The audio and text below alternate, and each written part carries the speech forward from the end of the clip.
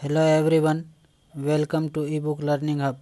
तो आज हम लोग करेंगे दोस्तों हिंदी का मॉडल सेट नंबर 1, जो कि आपके क्लास 12 के एग्ज़ाम के लिए, बोर्ड एग्ज़ाम के लिए बहुत ही महत्वपूर्ण होगा। ये आने वाले एग्ज़ाम में आपको बहुत ही हेल्पफुल साबित करेगा।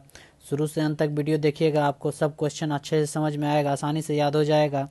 आगे बढ़ने से पहले बता दें कि आप चैनल को सब्सक्राइब कर लीजिए और बेल आइकन पर प्रेस कर दीजिए ताकि आपका एक भी वीडियो मिस ना हो। इस तरह से और भी मॉडल सेट आएगा आपके लिए, तो सब्सक्राइब कर लीजिए और बेल आइकन पर प्रेस कर दीजिए ताकि आपका एक भी वीडियो मिस ना हो। और अपने दोस्तों के साथ भी शेयर कर दीजिए, ज़्यादा से ज़्यादा लोगों को फ़ायदा हो सके। चलिए देखते हैं आज का ये मॉडल सेट हिंदी का बहुत ही इंपॉर्टेंट क्वेश्चन होगा आपके लिए। देखते हैं पहला क्वेश्चन क्या है।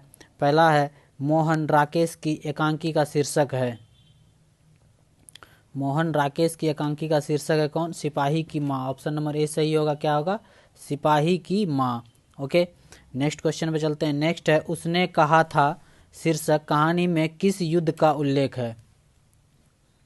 उसने कहा था शीर्षक कहानी में जो है किस युद्ध का उल्लेख किया गया था, ये बताना है। तो ये है प्रथम विश्व युद्ध का। ऑप्शन नंबर बी सही होगा, प्रथम विश्व युद्ध का उल्लेख किया गया था। नेक्स्ट क्वेश्चन है, अर्धनारीश्वर का किस विधा से संबंध है? अर्धनारीश्वर का किस विधा से संबंध है? तो ये क्या है? एक निबंध है। अर्धनारीश्वर का एक निबंध है। ओके, नेक्स्ट क्वेश्चन पे चलते हैं। नेक्स्ट है, जूठन किस विद्या की रचना है? जूठन किस विद्या की रचना है? तो ये एक आत्मकथा है। क्या है? आत्मकथा है। ओके, नेक्स्ट क्वेश्चन पे चलते हैं। नेक्स्ट है, तिरीच कहानी के कहानीकार हैं। तिरीच कहानी के कहानीकार कौन है? ये हैं उदय प्रकाश। कौन है? Uday Prakash. Option number B सही होगा, उदय प्रकाश। नेक्स्ट है, सुरसागर के रचयिता हैं। सुरसागर के रचयिता कौन है? तो ये हैं सूरदास। कौन है? ऑप्शन नंबर डी सही होगा, सूरदास जो हैं सुरसागर के रचयिता हैं। नेक्स्ट क्वेश्चन है, पुत्र वियोग कविता के रचयिता हैं। पुत्र वियोग कविता के रचयिता कौन है? Subhadra Kumari Chauhan. Option number B सही होगा, सुभद्रा कुमारी चौहान। बाल कृष्ण भट्ट की रचना बातचीत है। बाल कृष्ण भट्ट की रचना बातचीत क्या है वो? तो ये एक ललित निबंध है। क्या है? ऑप्शन नंबर डी ललित निबंध है ये। ओके, ध्यान रखना है आपको। नेक्स्ट क्वेश्चन है, प्रकृति वर्णन से संबंधित कविता है। तो ये है उषा। क्या होगा? उषा। प्रकृति वर्णन संबंधित कविता कौन सा है? उषा। नेक्स्ट क्वेश्चन है, हंसते हुए मेरा अकेलापन के लेखक हैं। हंसते हुए मेरा अकेलापन का लेखक कौन है? तो ये है मलियज। ऑप्शन नंबर बी सही होगा। कौन होगा? मलियज। नेक्स्ट क्वेश्चन है, प्रगीत और समाज साहित्य किस विधा की रचना है? तो ये एक निबंध है। क्या है? एक निबंध है। प्रगीत और समाज जो है एक निबंध है। नेक्स्ट क्वेश्चन है, उसने कहा था का रचना वर्ष है। उसने कहा था जो है किस वर्ष रचना हुआ था इसका? तो ये हुआ था 1915 ईस्वी में। ऑप्शन नंबर ए सही होगा, 1915। बहुत ही इंपॉर्टेंट क्वेश्चन होगा आपके लिए आने वाले बोर्ड एग्जाम के लिए, इसलिए ज़्यादा से ज़्यादा लोगों को शेयर कीजिए और अपने दोस्तों के साथ भी शेयर कीजिए। जितना ज़्यादा शेयर कीजिएगा उतना ही लोगों को अधिक से अधिक फ़ायदा होगा। चलिए नेक्स्ट देखते हैं, प्रगीत और समाज के लेखक हैं। प्रगीत और समाज के लेखक कौन है? नामवर सिंह। कौन है? नामवर सिंह। ओके, ध्यान रखना है आपको। नेक्स्ट है, दिगंबर का संधि विच्छेद है। दिगंबर का संधि विच्छेद क्या होगा? ये होगा दिक जोड़ अंबर। ऑप्शन नंबर ए सही हो जाएगा, दिक जोड़ अंबर होगा दिगंबर का संधि विच्छेद। अंश। अंश का अर्थ क्या है? अंश का अर्थ क्या होगा? अंश मतलब हिस्सा। ऑप्शन नंबर बी सही होगा, अंश मतलब हिस्सा। नेक्स्ट क्वेश्चन है, आस्तीन का सांप होना मुहावरे का अर्थ क्या है? आस्तीन का सांप होना मुहावरे का अर्थ क्या है? तो ये होगा कपटी मित्र। क्या होगा? कपटी मित्र। बहुत ही इंपॉर्टेंट, बहुत सारा बार एग्जाम में रिपीट किया गया ये मुहावरा, याद करना है आपको। आस्तीन का सांप क्या होगा? कपटी मित्र। नेक्स्ट है, गड़े मुर्दे उखाड़ना का मुहावरे का अर्थ क्या है? ये भी इंपॉर्टेंट है। गड़े मुर्दे उखाड़ना मतलब पिछली बातें यादें करना, याद करना मतलब ये होगा इस मुहावरा का अर्थ। गड़े मुर्दे उखाड़ना मतलब पिछली बातें याद करना, इंपॉर्टेंट है। नेक्स्ट क्वेश्चन है, बरवे रामायण की रचयिता हैं। बरवे रामायण के रचयिता कौन है? तुलसीदास। ये भी वेरी वेरी इंपॉर्टेंट है। बरवे रामायण के रचयिता कौन है? तुलसीदास। नेक्स्ट क्वेश्चन है, अधिनायक शीर्षक कविता के कवि हैं। तो ये है रघुवीर सहाय। ऑप्शन नंबर बी सही होगा, रघुवीर सहाय। नेक्स्ट है, भूषण किस काल के कवि हैं? भूषण जो है किस काल के कवि हैं? ये हैं रीति काल के कवि। कहाँ के हैं? किस काल के हैं? रीति काल के कवि हैं, ध्यान रखना आपको। नेक्स्ट क्वेश्चन है, ज्ञानेंद्र पति की कविता है, ज्ञानेंद्र पति की कविता क्या कौन सा है? गांव का घर। क्या है? गांव का घर। शुरू से अंत तक वीडियो देखिए, 1 से 2 बार वीडियो देखिएगा, आपको आसानी से याद हो जाएगा।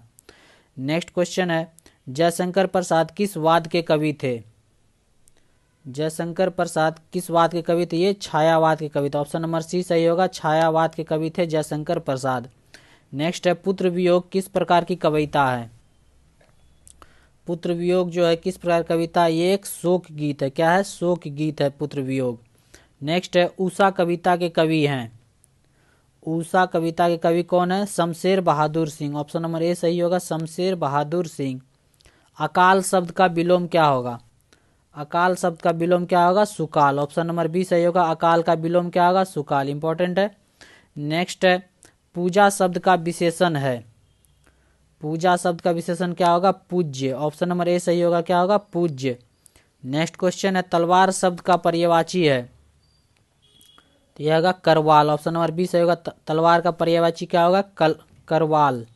नेक्स्ट क्वेश्चन है, ब्राह्मण शब्द का पर्यायवाची क्या होगा? ब्राह्मण शब्द, ब्राह्मण का पर्यायवाची क्या होगा? अग्रजन्मा। क्या होगा? अग्रजन्मा। नेक्स्ट क्वेश्चन है, नूतन शब्द का विलोम होगा, नूतन शब्द का विलोम क्या होगा? ये होगा पुरातन। क्या होगा? पुरातन। नेक्स्ट है, कीर्ति शब्द का विलोम है, कीर्ति शब्द का विलोम क्या होगा? अपकीर्ति। क्या होगा? अपकीर्ति। नेक्स्ट है, अरण्य का पर्यायवाची है, अरण्य का पर्यायवाची क्या होगा? विपिन। क्या होगा? विपिन। ऑप्शन नंबर ए सही होगा, विपिन। नेक्स्ट है, आप शब्द कौन सा सर्वनाम है? आप शब्द जो है कौन सा सर्वनाम है? ये पुरुषवाचक सर्वनाम है। कौन सा है? पुरुषवाचक सर्वनाम, याद रखना आपको, पुरुषवाचक। नेक्स्ट है, चराचर का संधि विच्छेद क्या होगा? चराचर का संधि विच्छेद क्या होगा? चर जोड़ अचर। क्या होगा? ऑप्शन नंबर बी, चर जोड़ अचर होगा चराचर का संधि विच्छेद। नेक्स्ट है, परमोजस्वी का संधि विच्छेद क्या होगा? तो इसका होगा परम जोड़ ओजस्वी। क्या होगा? परम जोड़ ओजस्वी, याद रखना आपको, परम जोड़ ओजस्वी होगा परमोजस्वी का संधि विच्छेद।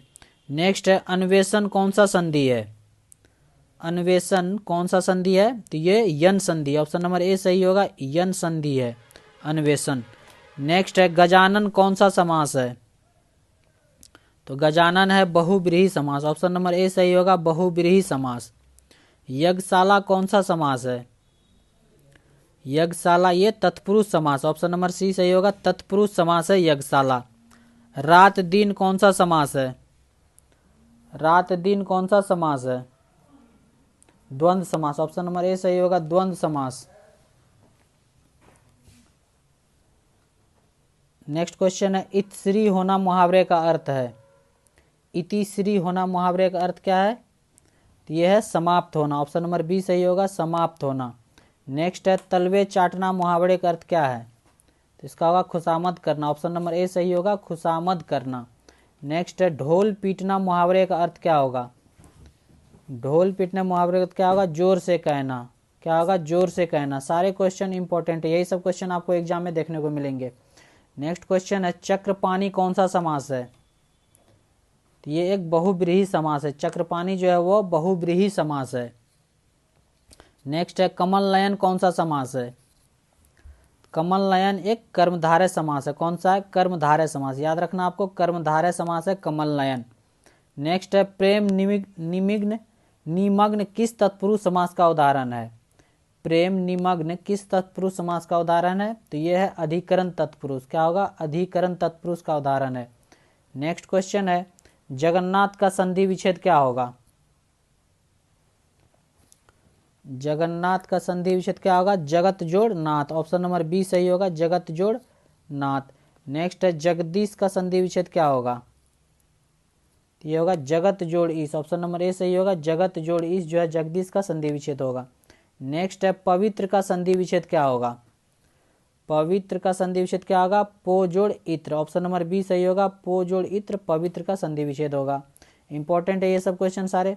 नेक्स्ट है, उच्छ्वास का संधि विच्छेद है, उच्छ्वास का संधि विच्छेद है उत जोड़ श्वास। क्या होगा? उत जोड़ श्वास।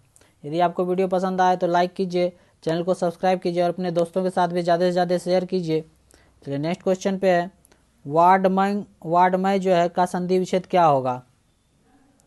तो ये होगा वाक जोड़ मय। ऑप्शन नंबर ए सही होगा, वाक जोड़ मय। नेक्स्ट है उत्कर्ष का विलोम है। उत्कर्ष का विलोम क्या होगा? ये होगा अपकर्ष। क्या होगा? अपकर्ष। उत्कर्ष का विलोम होगा अपकर्ष। नेक्स्ट क्वेश्चन है, नयन का संधि विच्छेद है। नयन का संधि विच्छेद क्या होगा? ने जोड़ अन। ऑप्शन नंबर बी सही होगा, ने जोड़ अन। पुत्र का पर्यायवाची है। क्या होगा पुत्र का पर्यायवाची? ये होगा बेटा। क्या होगा? बेटा। नेक्स्ट है पत्थर का पर्यायवाची है।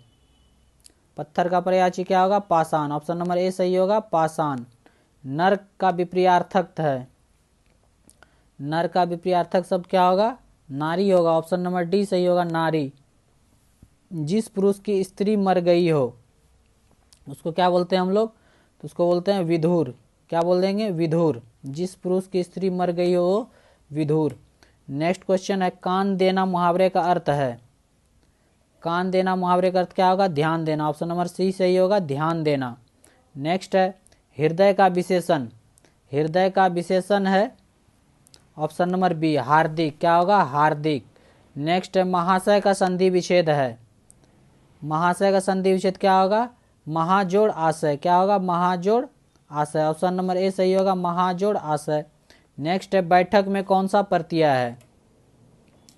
तो बैठक में क प्रत्यय है। कौन सा है? क प्रत्यय है बैठक में। नेक्स्ट है लंबोदर। लंबोदर कौन सा समास है? लंबोदर कौन सा समास है? तो ये है बहुब्रीहि समास। कौन सा है? बहुब्रीहि समास। ऑप्शन नंबर डी सही होगा। तो ये था 100 नंबर का हिंदी का ये मॉडल सेट का डिस्कशन। उम्मीद करते हैं वीडियो आपको अच्छा लगा होगा। यदि पसंद आया तो वीडियो को लाइक कीजिए, चैनल को सब्सक्राइब कीजिए और अपने दोस्तों के साथ भी शेयर कीजिए। कमेंट करके बताइए कैसा लगा ये वीडियो। और मिलते हैं नेक्स्ट मॉक सेट में, मॉडल सेट में। तब तक के लिए देखते रहिए ई book learning hub YouTube channel. Thank you for watching.